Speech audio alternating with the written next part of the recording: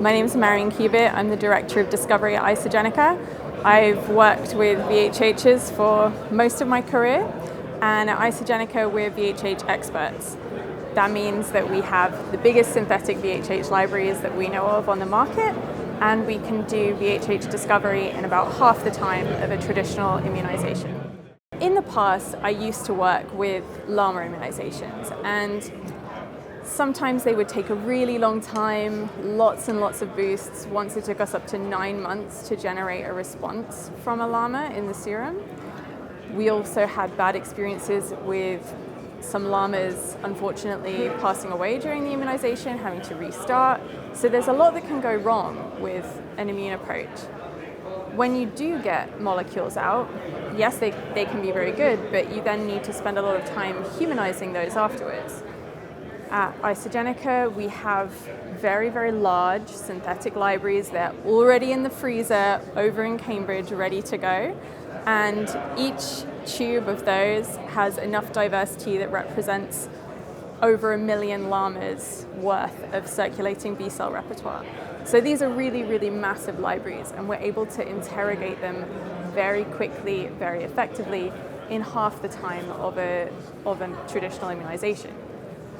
We also have pre-humanized libraries, which mean that you don't need to then go and spend that extra time humanizing and making engineering changes to the molecules you get from the llamas, as this might compromise the developability or the binding affinity of those molecules.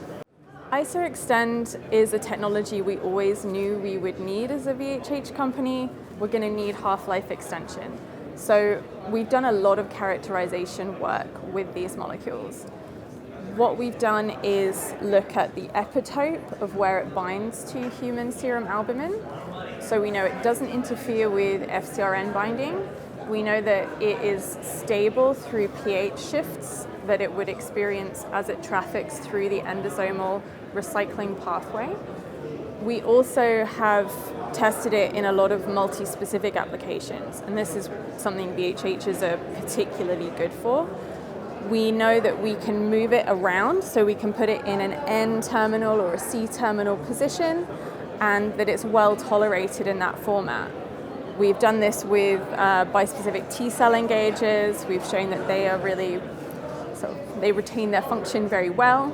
We have also done in vivo PK studies, so we know that even our lowest affinity clone has an equivalent of 19 days in human half-life. Isogenica has 3 molecules in the clinic now that we've developed, which is really exciting for the team, and it validates the bespoke and tailored approach that we've taken in our development up until this point. People and culture is really important to me personally, and really important at Isogenica, and I think it's part of what makes Isogenica special. A lot of the projects we run are kind of tricky, they're a little bit weird. We do very bespoke projects, and to do those projects we need really, really smart people. So we've got a brilliant team. We want to keep them interested, we want to keep them innovating, having the space to have new ideas, and that is the whole part of Isogenica's values and culture that we bring not only to our internal development, but also to all the work we do with our clients. We want to feel like an extension of your existing internal R&D team and work very collaboratively to get the right outcome.